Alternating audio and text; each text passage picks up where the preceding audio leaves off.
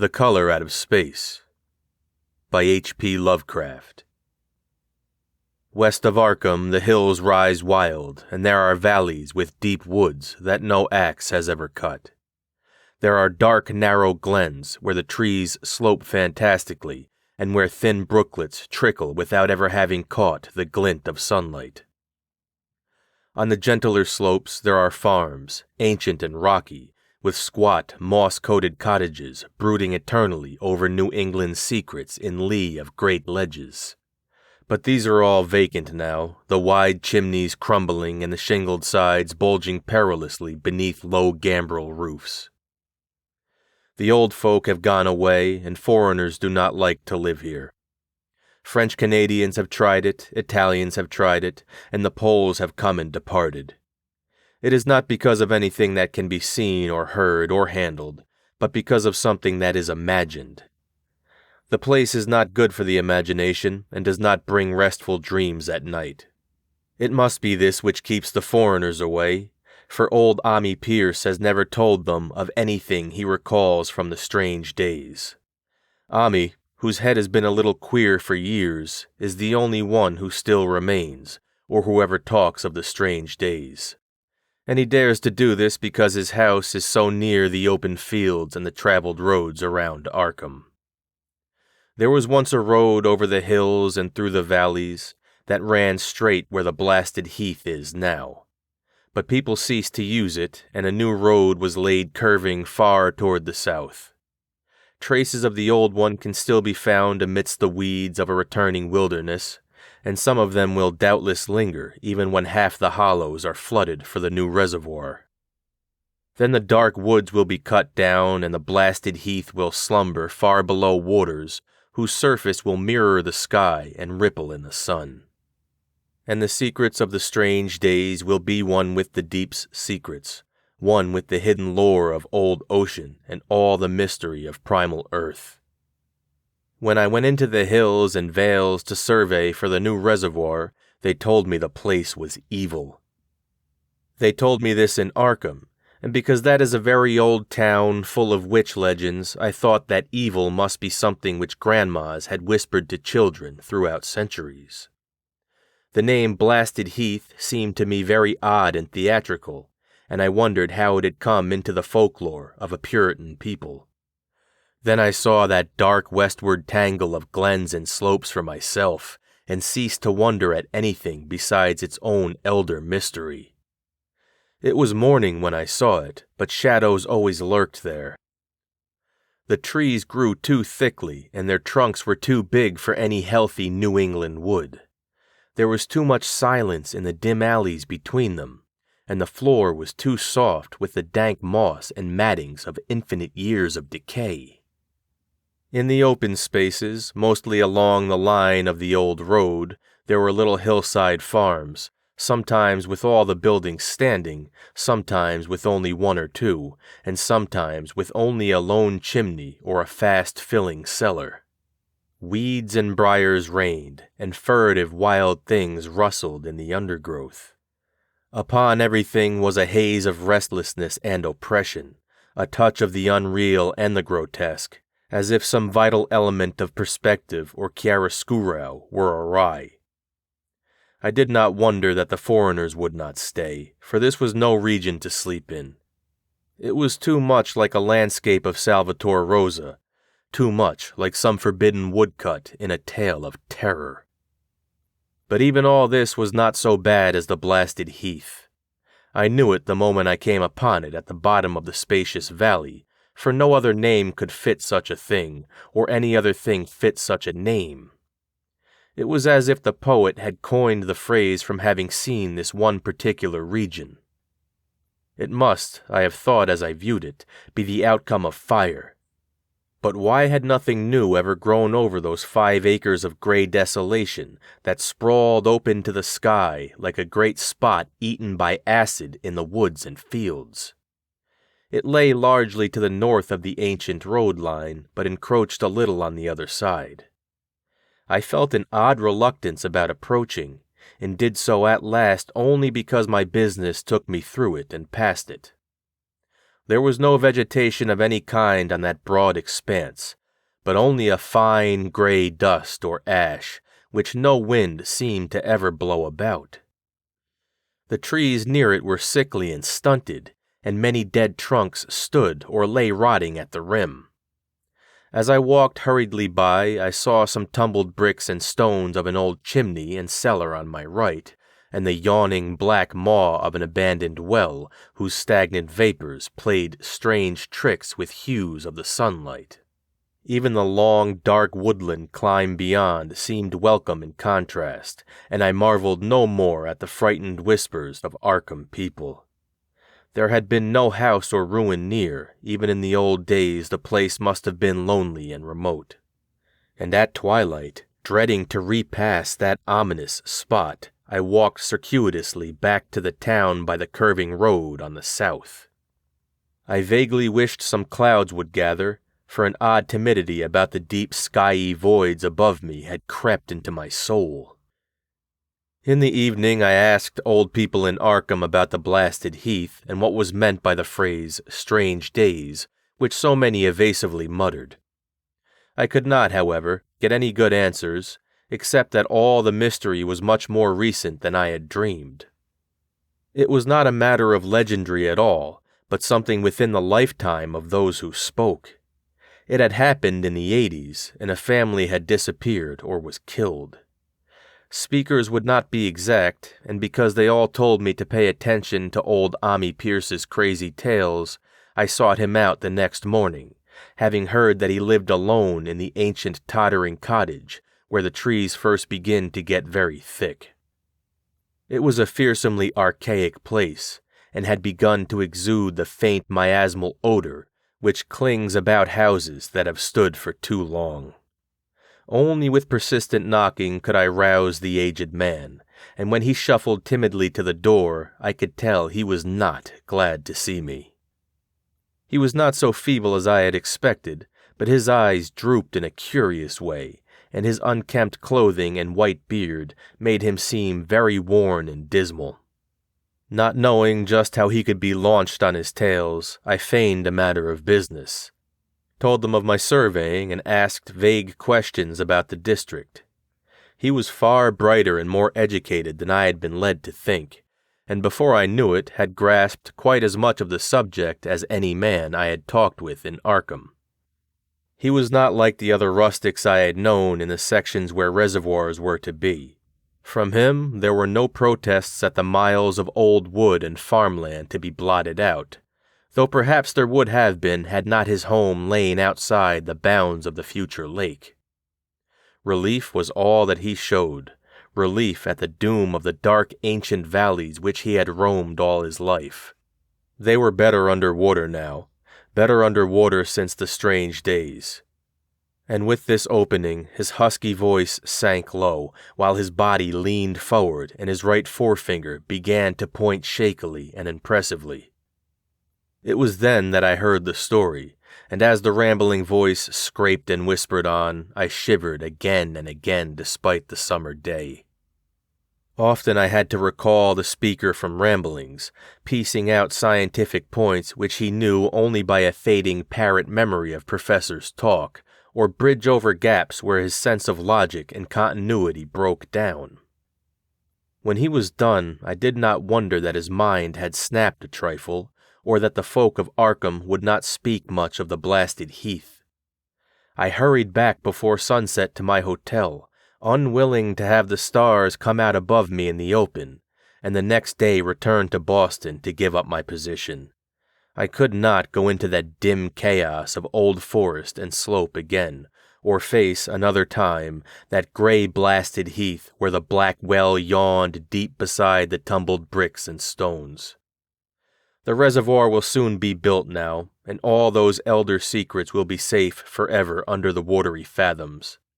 But even then I do not believe I would like to visit that country by night, at least not when the sinister stars are out, and nothing could bribe me to drink the new city water of Arkham. It all began, old Ami said, with the meteorite.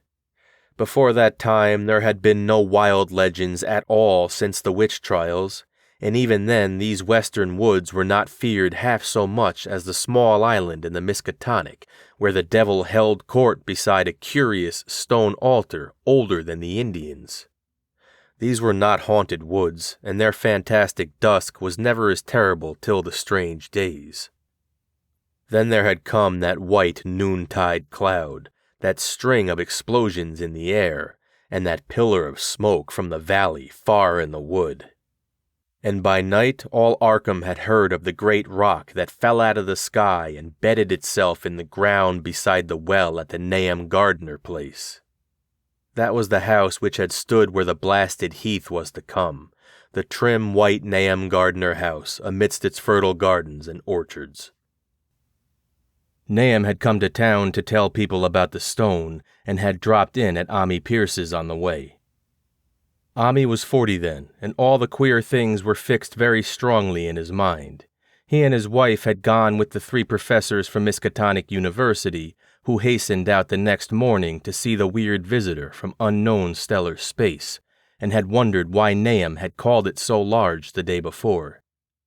It had shrunk, Nahum said, as he pointed out the big brownish mound above the ripped earth and charred grass near the archaic well sweep in his front yard. But the wise men answered that stones do not shrink. Its heat lingered persistently, and Nahum declared it had glowed faintly in the night.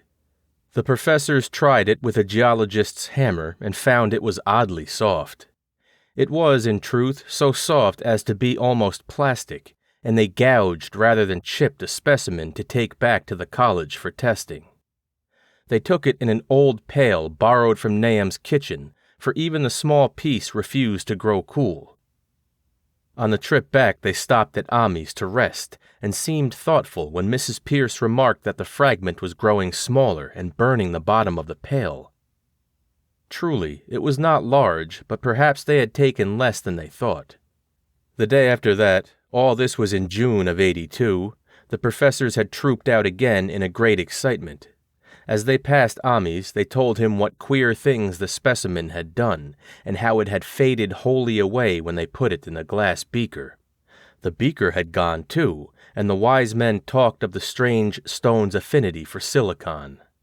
It had acted quite unbelievably in that well-ordered laboratory, doing nothing at all and showing no occluded gases when heated on charcoal, being wholly negative in the borax bead, and soon proving itself absolutely non-volatile at any producible temperature, including that of the oxyhydrogen blowpipe.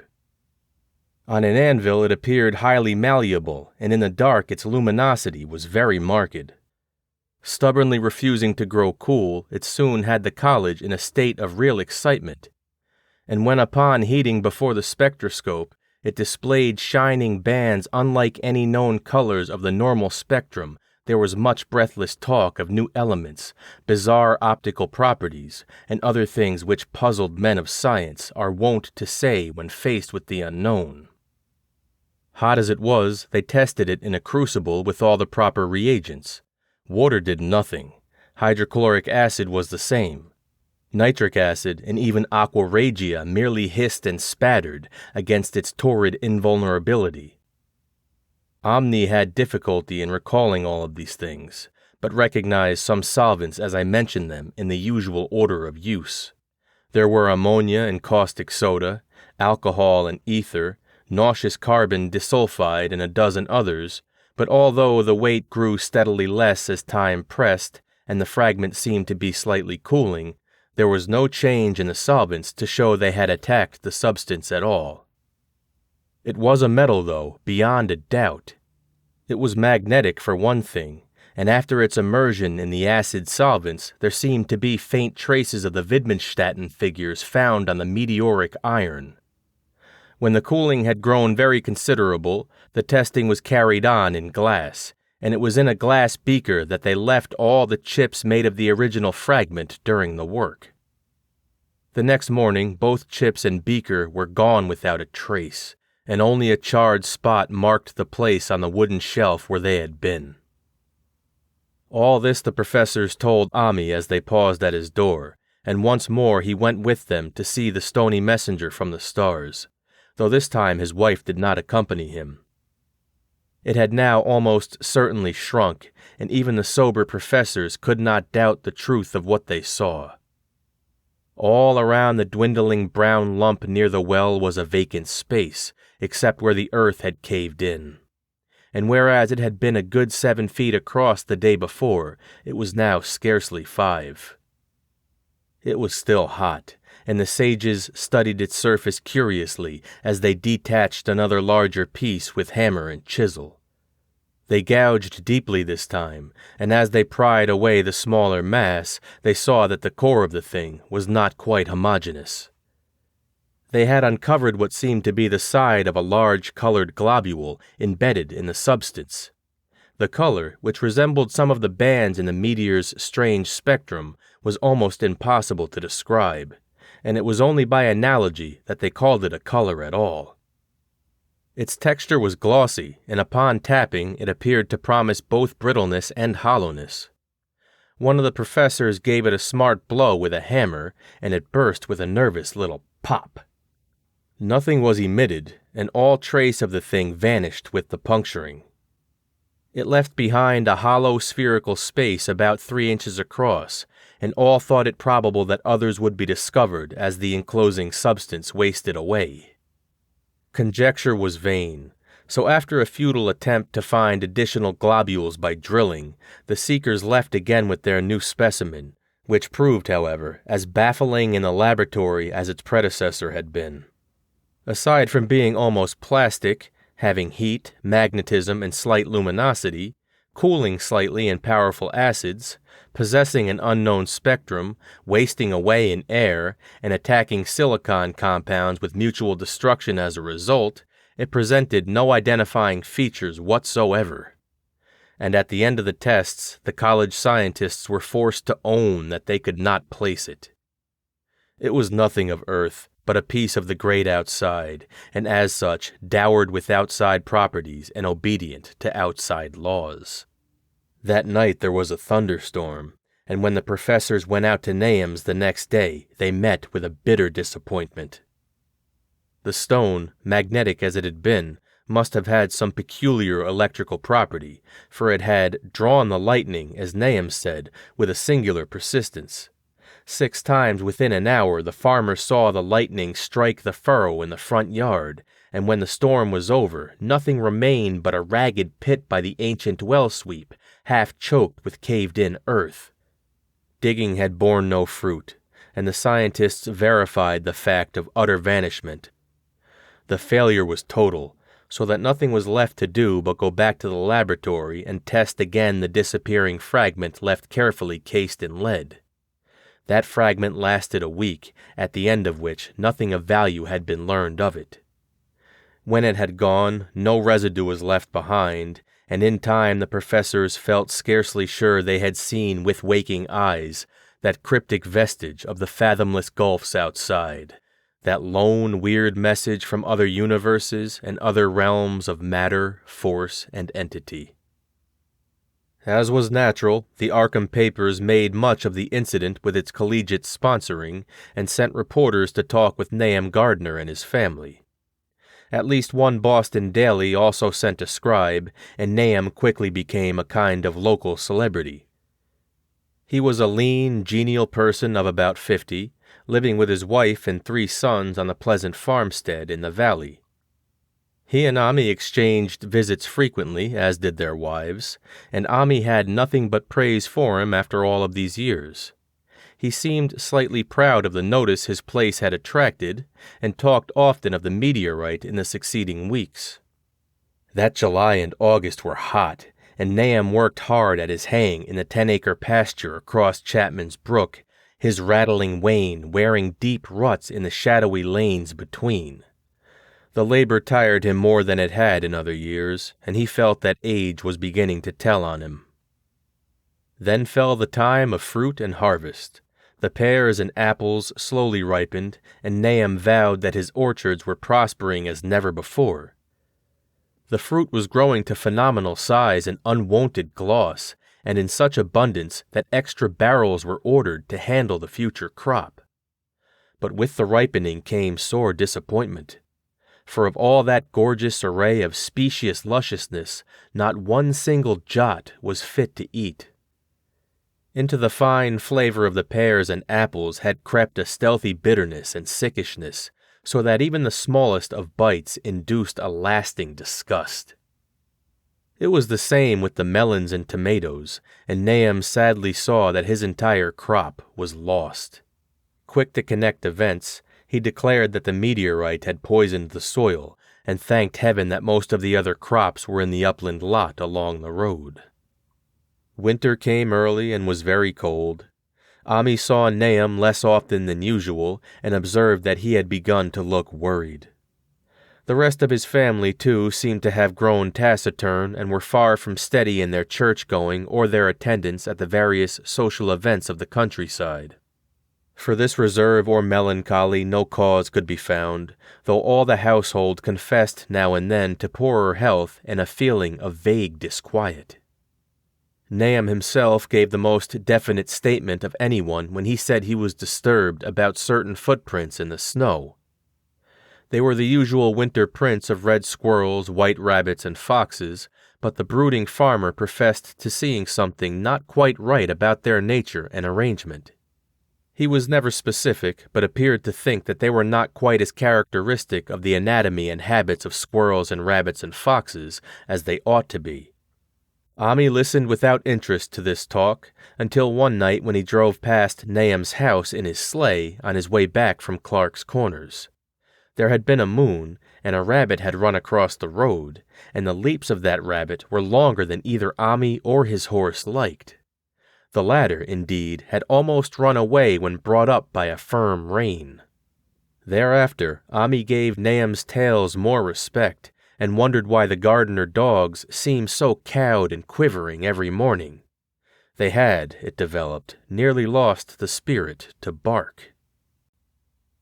In February, the McGregor boys from Meadow Hill were out shooting woodchucks, and not far from the Gardner place bagged a very peculiar specimen. The proportions of its body seemed slightly altered in a queer way impossible to describe, while its face had taken on an expression which no one ever saw in a woodchuck before. The boys were genuinely frightened and threw the thing away at once, so that only their grotesque tales of it ever reached the people in the countryside. But the shying of the horses near Nahum's house had now become an acknowledged thing, and all the basis for a cycle of whispered legend was fast taking form. People vowed that the snow melted faster around Nahum's than it did anywhere else, and early in March there was an awed discussion in Potter's General Store at Clark's Corners. Stephen Rice had driven past Gardner's in the morning and had noticed the skunk cabbages coming up through the mud by the woods across the road.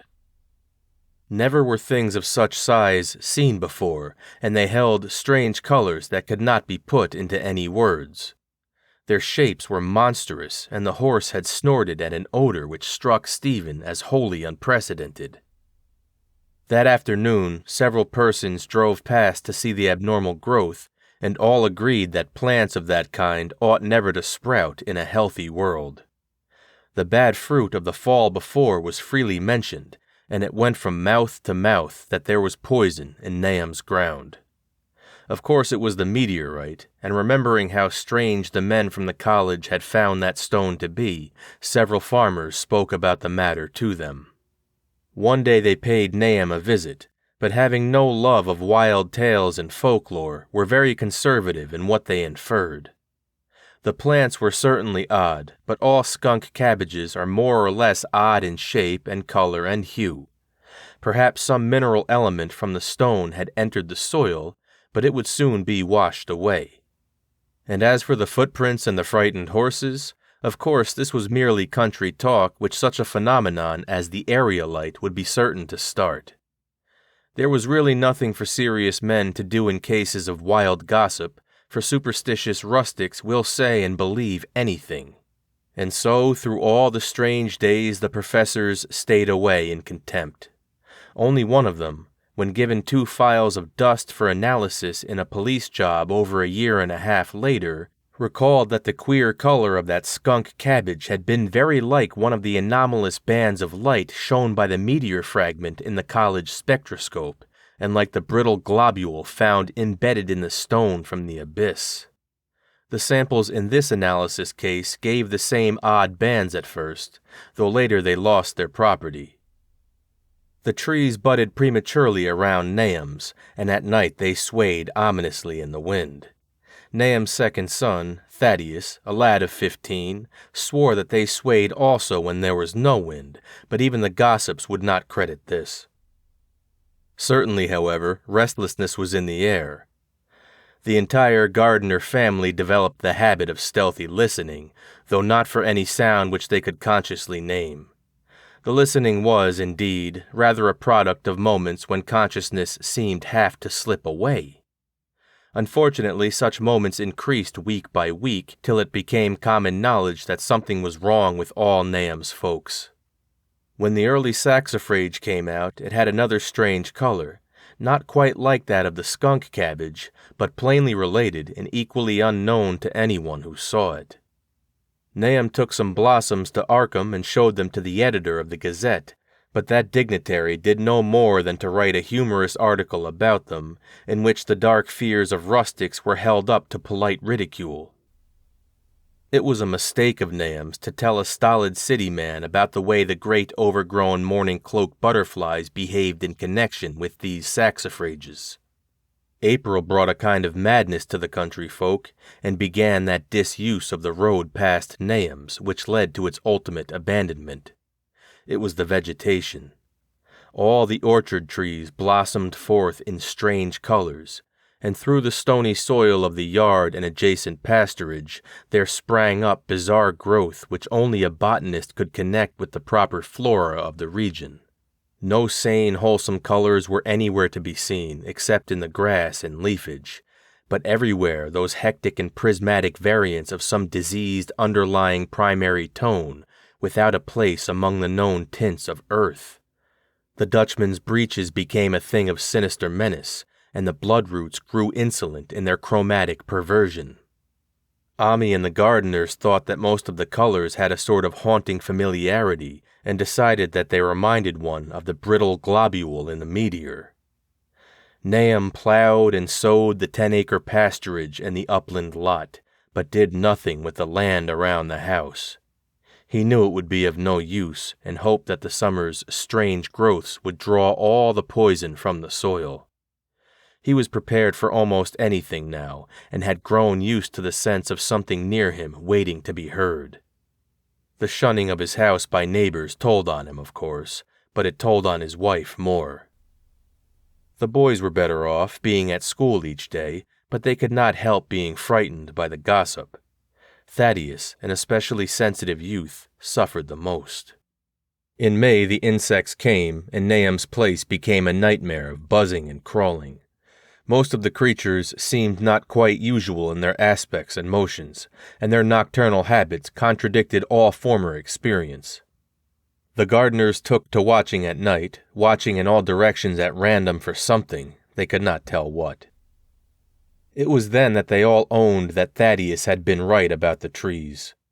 Mrs. Gardner was the next to see it from the window as she watched the swollen boughs of a maple against a moonlit sky. The boughs surely moved. It must be the sap. Strangeness had come into everything growing now, yet it was none of Nahum's family at all who made the next discovery.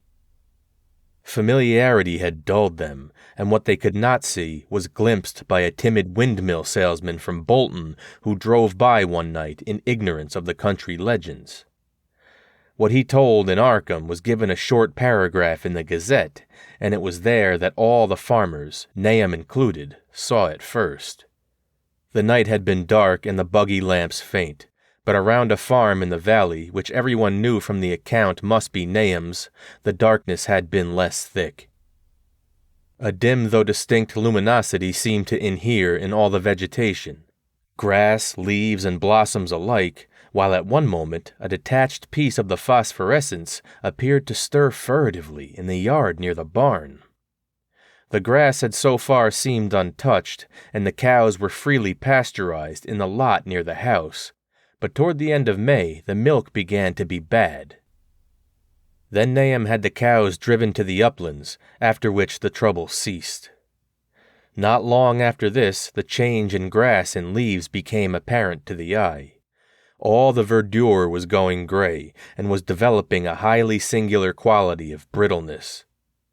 Ami was now the only person who ever visited the place, and his visits were becoming fewer and fewer. When school closed, the gardeners were virtually cut off from the world, and sometimes let Ami do their errands in town. They were failing curiously both physically and mentally, and no one was surprised when the news of Mrs. Gardiner's madness stole around. It happened in June, about the anniversary of the meteor's fall, and the poor woman screamed about things in the air which she could not describe. In her raving, there was not a single specific noun, but only verbs and pronouns. Things moved and changed and fluttered, and ears tingled to impulses which were not wholly sounds. Something was taken away, she was being drained of something. Something was fastening itself on her that ought not to be. Someone must make it keep off. Nothing was ever still in the night. The walls and windows shifted. Nahum did not send her to the country asylum, but let her wander about the house as long as she was harmless to herself and others. Even when her expression changed, he did nothing. But when the boys grew afraid of her, and Thaddeus nearly fainted at the way she made faces at him, he decided to keep her locked in the attic. By July she had ceased to speak and crawled on all fours, and before that month was over, Nahum got the mad notion that she was slightly luminous in the dark, as he now clearly saw was the case with the nearby vegetation. It was a little before this that the horses had stampeded. Something had aroused them in the night, and their neighing and kicking in their stalls had been terrible. There seemed virtually nothing to do to calm them, and when Nahum opened the stable door, they all bolted out like frightened woodland deer. It took a week to track all four, and when found they were seen to be quite useless and unmanageable. Something had snapped in their brains, and each one had to be shot for its own good. Nahum borrowed a horse from Ami for his haying, but found it would not approach the barn. It shied, balked, and whinnied, and in the end he could do nothing but drive it into the yard while the men used their own strength to get the heavy wagon near enough the hayloft for convenient pitching. And all the while the vegetation was turning gray and brittle. Even the flowers, whose hues had been so strange, were graying now, and the fruit was coming out gray and dwarfed and tasteless. The asters and the goldenrod bloomed gray and distorted, and the roses and zinnias and hollyhocks in the front yard were such blasphemous-looking things that Nahum's oldest boy Zenas cut them down. The strangely puffed insects died about that time. Even the bees had left their hives and taken to the woods. By September, all the vegetation was fast crumbling to a grayish powder, and Nahum feared that the trees would die before the poison was out of the soil. His wife now had spells of terrific screaming, and he and the boys were in a constant state of nervous tension. They shunned people now, and when school opened, the boys did not go. But it was Ami, on one of his rare visits, who first realized that the well water was no longer good. It had an evil taste that was not exactly fetid, nor exactly salty, and Ami advised his friend to dig another well on higher ground, to use till the soil was good again. Nahum, however, ignored the warning, for he had by that time become calloused to strange and unpleasant things. He and the boys continued to use the tainted supply, drinking it as listlessly and mechanically as they ate their meager and ill-cooked meals, and did their thankless and monotonous chores through the aimless days. There was something of stolid resignation about them all, as if they walked half in another world between lines of nameless guards, to a certain and familiar doom. Thaddeus went mad in September after a visit to the well. He had gone with a pail and come back empty-handed, shrieking and waving his arms, and sometimes lapsing into an unnamed titter or a whisper about the moving colors down there. 2 in one family was pretty bad, but Nahum was very brave about it. He let the boy run about for a week until he began stumbling and hurting himself, and then he shut him in the attic room across the hall from his mother's. The way they screamed at each other from behind their locked doors was very terrible, especially to little Merwin, who fancied they talked in some terrible language that was not of earth. Merwin was getting frightfully imaginative, and his restlessness was worse after the shutting away of the brother who had been his greatest playmate. Almost at the same time, the mortality among the livestock commenced. Poultry turned grayish and died very quickly, their meat being found dry and noisome upon cutting. Hogs grew inordinately fat, then suddenly began to undergo loathsome changes that no one could explain. Their meat was of course useless, and Nahum was at his wits' end. No rural veterinary would approach his place, and the city veterinary from Arkham was openly baffled. The swine began growing gray and brittle and falling to pieces before they died, and their eyes and muzzles developed singular alterations. It was very inexplicable, for they had never been fed from the tainted vegetation. Then something struck the cows. Certain areas, or sometimes the whole body, would be uncannily shriveled or compressed, and atrocious collapses or disintegrations were common. In the last stages, and death was always the result, there would be a graying and turning brittle like that which beset the hogs. There could be no question of poison, for all the cases occurred in a locked and undisturbed barn. No bites of prowling things could have brought the virus, for what live beast of earth can pass through solid obstacles? It must be only natural disease, yet what disease could wreak such results was beyond any mind's guessing. When the harvest came, there was not an animal surviving on the place, for the stock and poultry were dead and the dogs had run away. These dogs, 3 in number, had all vanished one night and were never heard of again. The 5 cats had left some time before, but their going was scarcely noticed since there now seemed to be no mice, and only Mrs. Gardner had made pets of the graceful felines. On the 19th of October, Nahum staggered into Ami's house with hideous news. The death had come to poor Thaddeus in his attic room, and it had come in such a way that could not be told. Nahum had dug a grave in the railed family plot behind the farm, and had put therein what he found. There could have been nothing from outside, for the small barred window and locked door were intact, but it was much as it had been in the barn.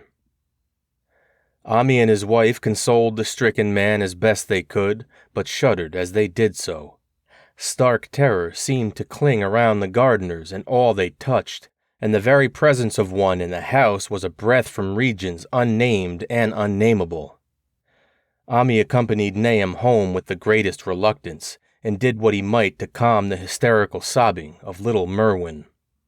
Zenas needed no calming.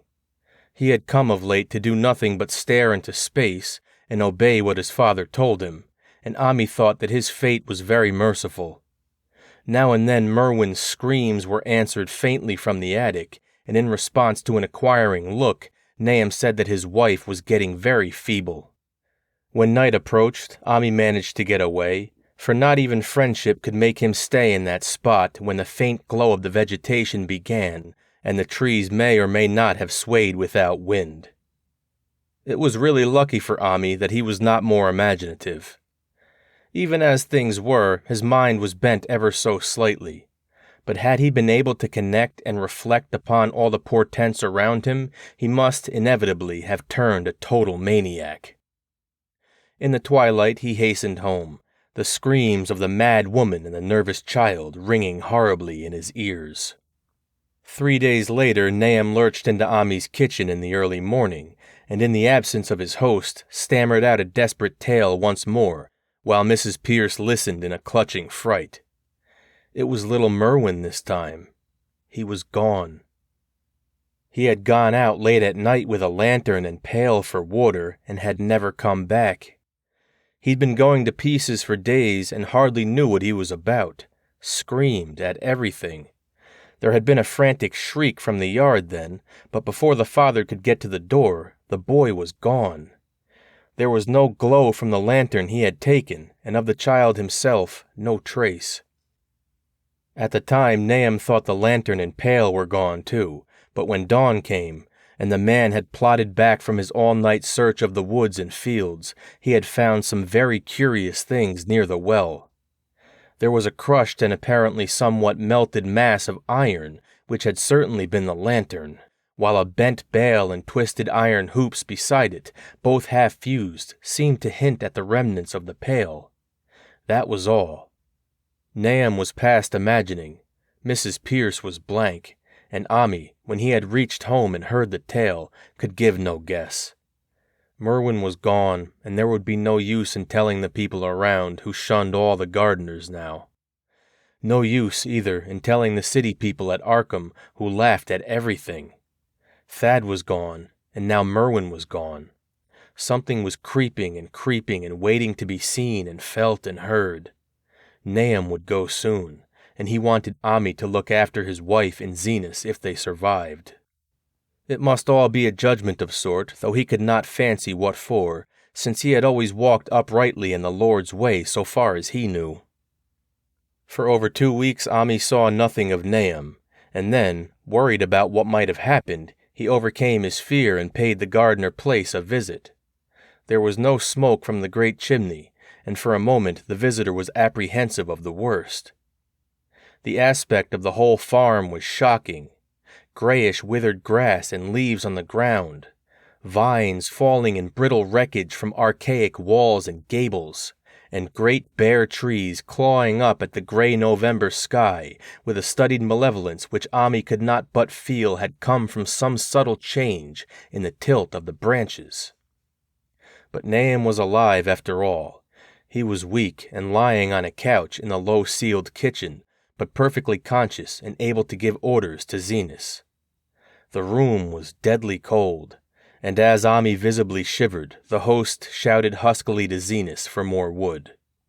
Wood indeed was sorely needed, since the cavernous fireplace was unlit and empty, with a cloud of soot blowing about in the chill wind that came down the chimney. Presently Nahum asked him if the extra wood had made him more comfortable, and then Ami saw what had happened. The stoutest cord had broken at last, and the hapless farmer's mind was proof against more sorrow. Questioning tactfully, Ami could get no clear data at all about the missing Zenas. "In the well. He lives in the well," was all that the clouded father would say. Then there flashed across the visitor's mind a sudden thought of the mad wife, and he changed his line of inquiry. "Nabby? Why, here she is," was the surprised response of poor Nahum, and Ami soon saw that he must search for himself. Leaving the harmless babbler on the couch, he took the keys from their nail beside the door and climbed the creaking stairs to the attic.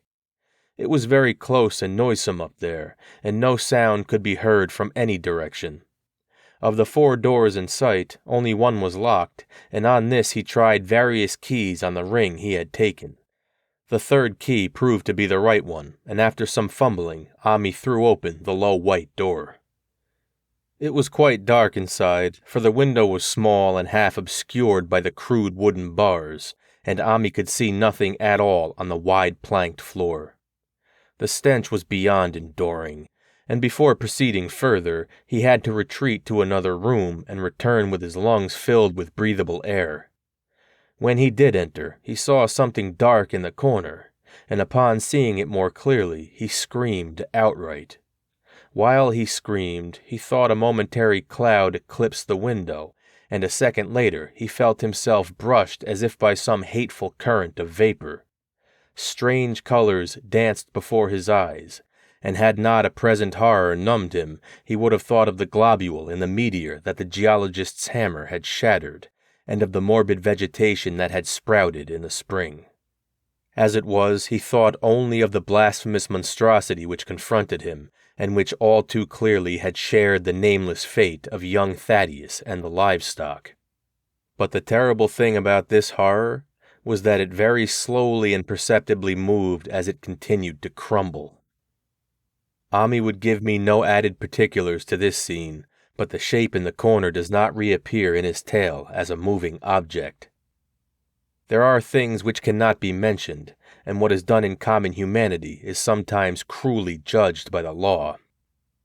I gathered that no moving thing was left in that attic room, and that to leave anything capable of motion there would have been a deed so monstrous as to damn any accountable being to eternal torment. Anyone but a stolid farmer would have fainted or gone mad, but Ami walked conscious through that low doorway and locked the accursed secret behind him. There would be Nahum to deal with now. He must be fed and tended, and removed to some place where he could be cared for. Commencing his descent of the dark stairs, Ami heard a thud below him.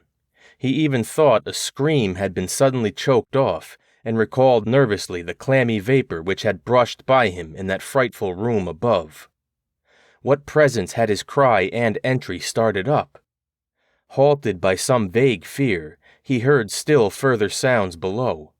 Indubitably, there was a sort of heavy dragging and a most detestably sticky noise as of some fiendish and unclean species of suction. With an associative sense goaded to feverish heights, he thought unaccountably of what he had seen upstairs. Good God! What eldritch dream world was this into which he had blundered?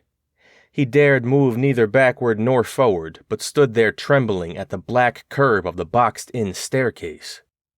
Every trifle of the scene burned itself into his brain.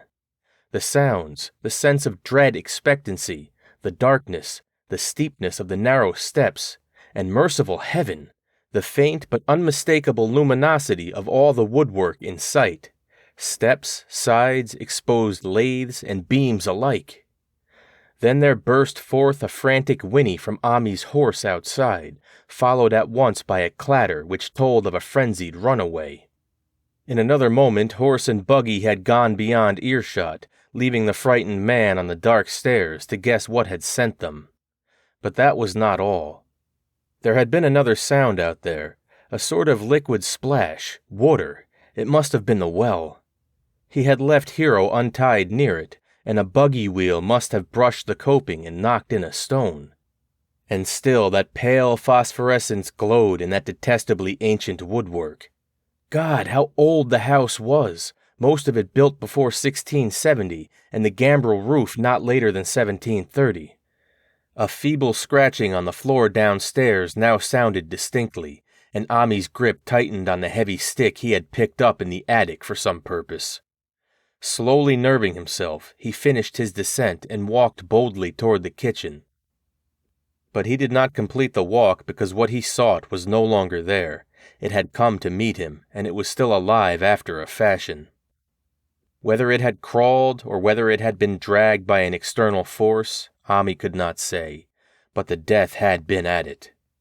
Everything had happened in the last half hour, but collapse, graying, and disintegration were already far advanced. There was a horrible brittleness, and dry fragments were scaling off. Ami could not touch it, but looked horrifiedly into the distorted parody that had been a face. "What was it, Nahum? What was it?" he whispered, and the cleft, bulging lips were just able to crackle out a final answer. "Nothing. The color, it burns. Cold and wet, but it burns. It lived in the well. I seen it. A kind of smoke. Just like the flowers last spring. The well shone at night. Thad and Murney and Zenas. Everything alive. Sucking the life out of everything. In that stone. It must have come in that stone. Poisoned the whole place. Don't know what it wants. That round thing them men in the college dug out of the stone. They smashed it. It was that same color. Just the same. Like the flowers and plants. Must have been more of 'em. Seeds. They growed. I see it the first time this week. Must have got strong on Zenas. He was a big boy, full of life. It beats down your mind and then gets you. Burns you up. In the well water, you was right about that. Evil water. Zenas never came back from the well. Can't get away. Draws ye.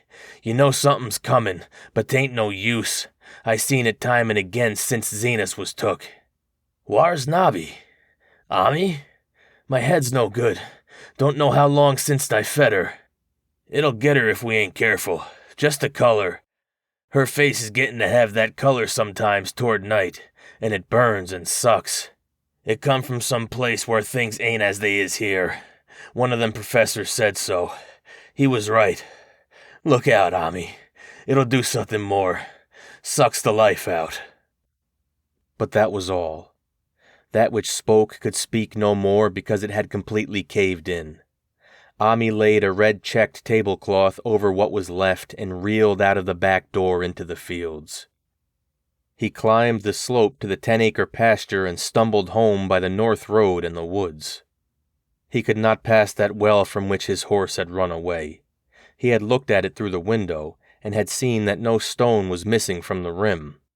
Then the lurching buggy had not dislodged anything after all. The splash had been something else, something which had went into the well after it had done with poor Nahum. When Ami reached his house, the horse and buggy had arrived before him and thrown his wife into fits of anxiety. Reassuring her without explanations, he set out at once for Arkham and notified the authorities that the Gardner family was no more. He indulged in no details, but merely told of the deaths of Nahum and Abby, that of Thaddeus being already known, and mentioned that the cause seemed to be the same strange ailment which had killed the livestock. He also stated that Merwin and Zenas had disappeared. There was considerable questioning at the police station, and in the end Ami was compelled to take 3 officers to the Gardner farm, together with the coroner, the medical examiner, and the veterinary who had treated the diseased animals. He went much against his will, for the afternoon was advancing and he feared the fall of night over that accursed place, but it was some comfort to have so many people with him. The 6 men drove out in a Democrat wagon, following Ami's buggy, and arrived at the pest-ridden farmhouse about 4 o'clock. Despite the officers being used to gruesome experiences, not one remained unmoved at what was found in the attic and under the red-checked tablecloth on the floor below. The whole aspect of the farm with its gray desolation was terrible enough, but those 2 crumbling objects were beyond all bounds. No one could look long at them, and even the medical examiner admitted that there was very little to examine. Specimens could be analyzed, of course, so he busied himself in obtaining them. And here it develops that a very puzzling aftermath occurred at the college library where the 2 files of dust were finally taken. Under the spectroscope, both samples gave off an unknown spectrum, in which many of the baffling bands were precisely like those the strange meteor had yielded in the previous year. The property of emitting this spectrum vanished in a month, the dust thereafter consisting mainly of alkaline phosphates and carbonates. Ami would not have told the men about the well if he had thought they meant to do anything then and there. It was getting toward sunset, and he was anxious to be away. But he could not help glancing nervously at the stony curb by the great sweep, and when a detective questioned him, he admitted that Nahum had feared something down there. So much so that he never even thought of searching it for Merwin or Zenas. After that nothing would do but that they empty and explore the well immediately, so Ami had to wait trembling while pail after pail of rank water was hauled up and splashed on the soaking ground outside. The men sniffed in disgust at the fluid, and toward the last held their noses against the fetor they were uncovering. It was not so long a job as they had feared it would be, since the water was phenomenally low. There is no need to speak too exactly of what they found. Merwin and Zenith were both there in part, though the vestiges were mainly skeletal. There were also small deer and a large dog in about the same state, and a number of bones of smaller animals. The ooze and slime at the bottom seemed inexplicably porous and bubbling, and a man who descended on handholds with a long pole found that he could sink the wooden shaft to any depth in the mud of the floor without meeting any solid obstruction. Twilight had now fallen, and lanterns were brought from house to house. Then, when it was seen that nothing further could be gained from the well, Everyone went indoors and conferred in the ancient sitting room while the intermittent light of the spectral half-moon played wanly on the gray desolation outside. The men were frankly nonplussed by the entire case, and could find no convincing common element to link the strange vegetable conditions, the unknown disease of the livestock and humans, and the unaccountable deaths of Merwin and Zenas in the tainted well. They had heard the common country talk, it is true, but could not believe that anything contrary to natural law had occurred. No doubt the meteor had poisoned the soil, but the illness of the persons and animals who had eaten nothing grown in that soil was another matter. Was it the well water? Very possibly. It might be a good idea to analyze it, but what peculiar madness could have made both boys jump into the well? Their deeds were so similar, and the fragments showed they had both suffered from the gray brittle death. Why was everything so gray and brittle? It was the coroner, seated near a window overlooking the yard, who first noticed the glow about the well. Night had fully set in, and all the abhorrent ground seemed faintly luminous with more than the fitful moonbeams. But this new glow was something definite and distinct, and appeared to shoot up from the black pit like a softened ray from a searchlight, giving dull reflections in the little ground pools where the water had been emptied. It had a very queer color, and as all the men clustered round the window, Ami gave a violent start. For this strange beam of ghastly miasma was to him of no unfamiliar hue. He had seen that color before, and feared to think what it might mean. He had seen it in the nasty brittle globule in that area light 2 summers ago, and had seen it in the crazy vegetation of the springtime, and had thought he had seen it for an instant that very morning against the small barred window of that terrible attic room where nameless things had happened. It had flashed there for a second, and a clammy and hateful current of vapor had brushed past him, and then poor Nahum had been taken by something of that color. He had said so at last, said it was the globule and the plants. After that had come the runaway in the yard and the splash in the well, and now that well was belching forth to the night a pale, insidious beam of the same demonic tint. It does credit to the alertness of Ami's mind that he puzzled even at that tense moment over a point which was essentially scientific. He could not but wonder at his gleaning of the same impression from a vapor glimpsed in the daytime, against a window opening on the morning sky, and from a nocturnal exhalation seen as a phosphorescent mist against the black and blasted landscape. It wasn't right. It was against nature, and he thought of those last terrible words of his stricken friend. It come from some place whar things ain't as they are here. One of them professors said so. All 3 horses outside, tied to a pair of shriveling saplings by the road, were now neighing and pawing frantically. The wagon driver started for the door to do something, but Ami laid a shaky hand on his shoulder. "Don't go out thar," he whispered. "They's more to this nor what we know. Nahum said something lived in the well that sucks your life out. He said it must be something growed from a round ball like the one we seen in the meteor stone that fell over a year ago, June. Sucks and burns, he said, and is just a cloud of color like that light out thar now, that ye can hardly see and can't tell what it is.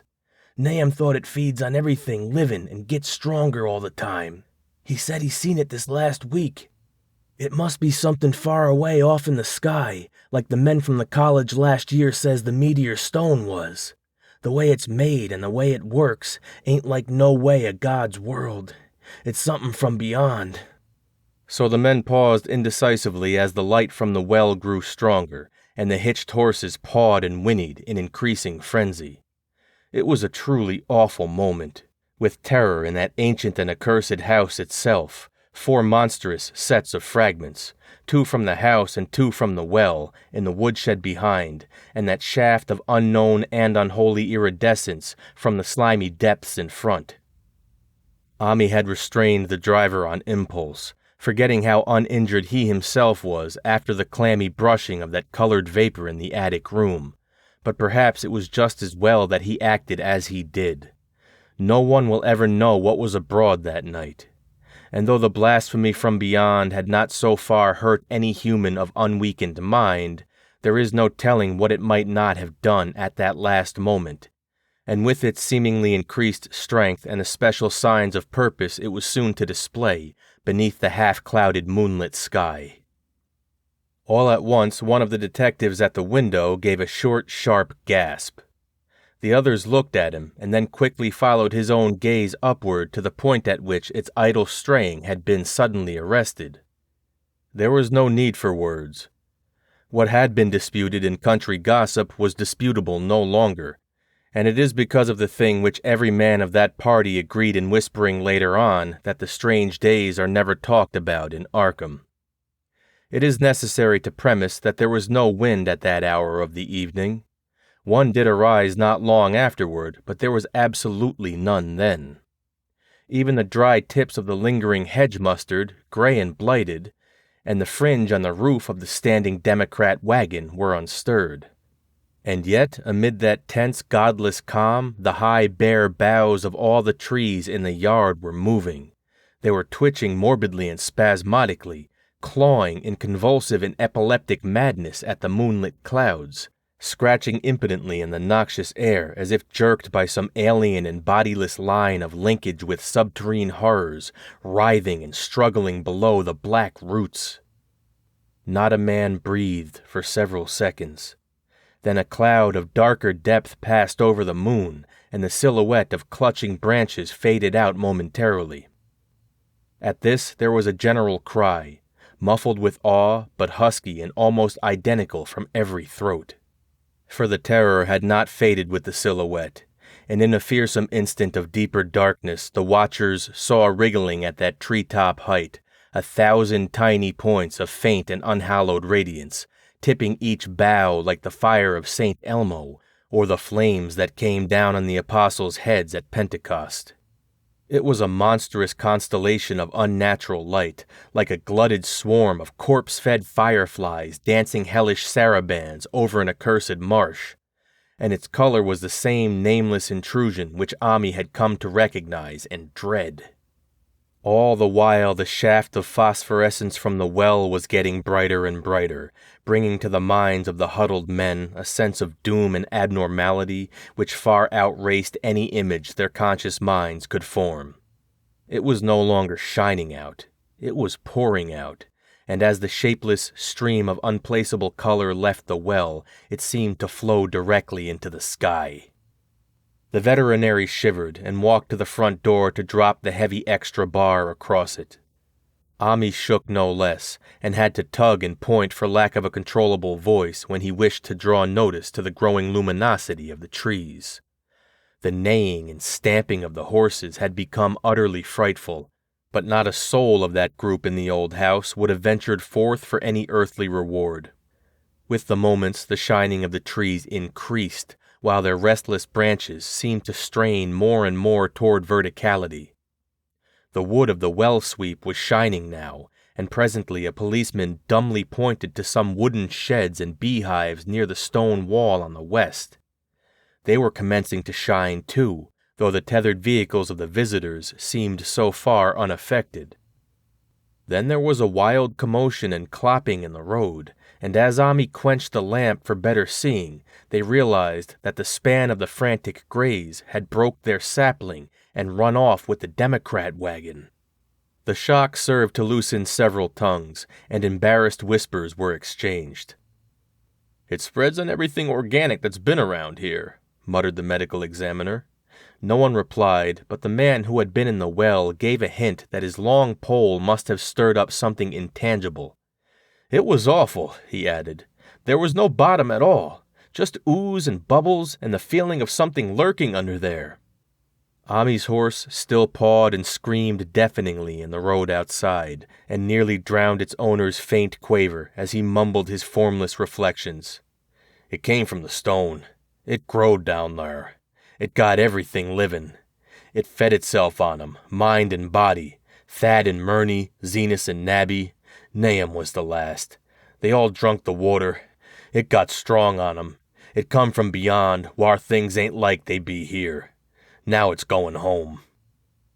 At this point, as the column of unknown color flared suddenly stronger and began to weave itself into fantastic suggestions of shape which each spectator later described differently, there came from poor tethered hero such a sound as no man before or since ever heard from a horse. Every person in that low-pitched sitting room stopped his ears, and Ami turned away from the window in horror and nausea. Words could not convey it. When Ami looked out again, the hapless beast lay huddled, inert, on the moonlit ground, between the splintered shafts of the buggy. That was the last of Hero till they buried him the next day.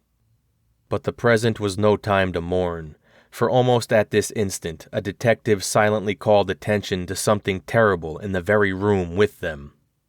In the absence of the lamplight, it was clear that a faint phosphorescence had begun to pervade the entire apartment. It glowed on the broad planked floor and the fragment of rag carpet, and shimmered over the sashes of the small-paned windows. It ran up and down the exposed corner posts, coruscated above the shelf and mantel, and infected the very doors and furniture. Each minute saw it strengthen, and at last it was very plain that healthy living things must leave that house. Ami showed them the back door and path up through the fields to the 10-acre pasture. They walked and stumbled as in a dream, and did not dare look back till they were far away on the high ground. They were glad of the path, for they could not have gone the front way by that well. It was bad enough passing by the glowing barn and sheds, and those shining orchard trees with their gnarled, fiendish contours. But thank heaven the branches did their worst, twisting high up. The moon went under some very black clouds as they crossed the rustic bridge over Chapman's Brook, and it was blind groping from there to the open meadows. When they looked back toward the valley and the distant Gardner place at the bottom, they saw a fearsome sight. All the farm was shining with the hideous unknown blend of colors, trees, buildings, and even such grass and herbage as had not been wholly changed to lethal gray brittleness. The boughs were all straining skyward, tipped with tongues of foul flame, and lambent tricklings of the same monstrous fire were creeping about the ridgepoles of the house, barn, and sheds. It was a scene from a vision of Fuseli, and over all the rest reigned that riot of luminous amorphousness, that alien and undimensioned rainbow of cryptic poison from the well, seething, feeling, lapping, reaching, scintillating, straining, and malignly bubbling in its cosmic and unrecognizable chromaticism. Then, without warning, the hideous thing shot vertically up toward the sky like a rocket or meteor, leaving behind no trail and disappearing through a round and curiously regular hole in the clouds before any man could gasp or cry out. No watcher can ever forget that sight, and Ami stared blankly at the stars of Cygnus Deneb, twinkling above the others, where the unknown color had melted into the Milky Way. But his gaze was in the next moment called swiftly to earth by the crackling in the valley. It was just that. Only a wooden ripping and crackling, and not an explosion as so many others of the party vowed. Yet the outcome was the same, for in one feverish kaleidoscope instant there burst up from that doomed and accursed farm a gleamingly eruptive cataclysm of unnatural sparks and substance, blurring the glance of the few who saw it, and sending forth to the zenith a bombarding cloudburst of such colored and fantastic fragments as our universe must needs disown. Through quickly reclosing vapors they followed the great morbidity that had vanished, and in another second they had vanished too. Behind and below was only a darkness to which the men dared not return, and all about was a mounting wind which seemed to sweep down in black frore gusts from interstellar space. It shrieked and howled and lashed the fields and distorted woods in a mad cosmic frenzy, till soon the trembling party realized it would be no use waiting for the moon to show what was left down there at Nahum's. Too awed to even hint at theories, the 7 shaking men trudged back toward Arkham by the North Road. Ami was worse than his fellows and begged them to see him inside his own kitchen instead of keeping straight onto town. He did not wish to cross the nighted wind-whipped woods alone to his home on the main road, for he had an added shock that the others were spared and was crushed forever with a brooding fear he dared not even mention for many years to come. As the rest of the watchers on that tempestuous hill had stolidly set their faces toward the road, Ami had looked back an instant at the shadowed valley of desolation so lately sheltering his ill-starred friend. And from that stricken, faraway spot he had seen something feebly rise, only to sink down again upon the place from which the great shapeless horror had shot into the sky. It was just a color, but not any color of our earth or heavens. And because Ami recognized that color, and knew that this last faint remnant must still lurk down there in the well, he has never been quite right since. Ami would never go to that place again. It is over half a century now since the horror happened, but he has never been there, and will be glad when the new reservoir blots it out. I shall be glad too, for I do not like the way the sunlight changed color around the mouth of that abandoned well I passed. I hope the water will always be very deep, but even so, I shall never drink it. I don't think I shall visit the Arkham country hereafter. 3 of the men who had been with Ami returned the next morning to see the ruins by daylight, but there were not any real ruins. Only the bricks of the chimney, the stones of the cellar, some mineral and metallic litter here and there, and the rim of that nefandous well. Save for Ami's dead horse, which they towed away and buried, and the buggy which they shortly returned to him, everything that had ever been living had gone. 5 eldritch acres of dusty gray desert remained, nor has anything ever grown there since. To this day it sprawls open to the sky like a great spot eaten by acid in the woods and fields, and the few who have ever dared glimpse it in spite of the rural tales have named it the Blasted Heath. The rural tales are queer. They might be even queerer if men and college chemists could be interested enough to analyze the water from that disused well, or the gray dust that no wind seems to ever disperse. Botanists, too, ought to study the stunted flora on the borders of that spot, for they might shed light on the country notion that the blight is spreading, little by little, perhaps an inch a year. People say the color of the neighboring herbage is not quite right in the spring, and that wild things leave queer prints in the light winter snow. Snow never seems quite so heavy on the Blasted Heath as it is elsewhere. Horses, the few that are left in this motor age, grow skittish in the silent valley, and hunters cannot depend on their dogs too near the splotch of grayish dust. They say the mental influences are very bad. Numbers went queer in the years after Nahum's taking, and always they lacked the power to get away. Then the stronger-minded folk all left the region, and only the foreigners tried to live in the crumbling old homesteads. They could not stay, though, and one sometimes wonders what insight beyond ours their wild, weird stores of whispered magic have given them. Their dreams at night, they protest, are very horrible in that grotesque country, and surely the very look of the dark realm is enough to stir a morbid fancy. No traveler has ever escaped a sense of strangeness in those deep ravines, and artists shiver as they paint thick woods whose mystery is as much of the spirit as of the eye. I myself am curious about the sensation I derived from my one lone walk before Ami told me his tale. When twilight came, I had vaguely wished some clouds would gather, for an odd timidity about the deep skyey voids above had crept into my soul. Don't ask me for my opinion. I don't know. That's all. There was no one but Ami to question, for Arkham people will not talk about the strange days, and all 3 professors who saw the aerolite and its colored globule are dead. There were other globules, depend upon that. One must have fed itself and escaped, and probably there was another which was too late. No doubt it is still down in the well. I know there was something wrong with the sunlight I saw above that miasmal brink. The rustics say the blight creeps an inch each year, so perhaps there is a kind of growth or nourishment even now. But whatever demon hatchling is down there, it must be tethered to something, or else it would quickly spread. Is it fastened to the roots of those trees that claw in the air? One of the current Arkham tales is about fat oaks that shine and move as they ought not to do at night. What it is only God knows. In terms of matter, I suppose the thing Ami described would be called a gas, but this gas obeyed laws that are not of our cosmos. This was no fruit of such worlds and suns as shine on the telescopes and photographic plates of our observatories.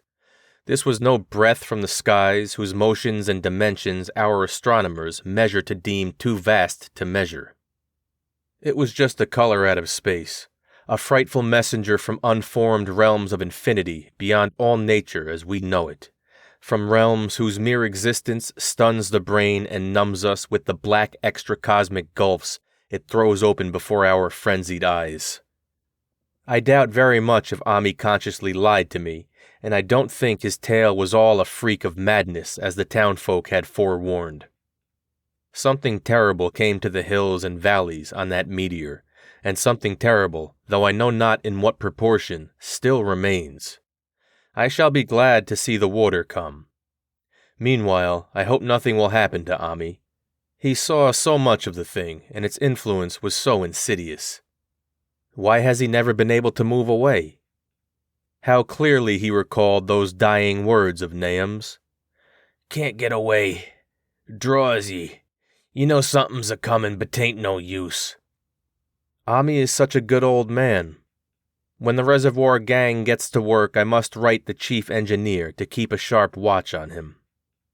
I would hate to think of him as the gray, twisted, brittle monstrosity which persists more and more in troubling my sleep.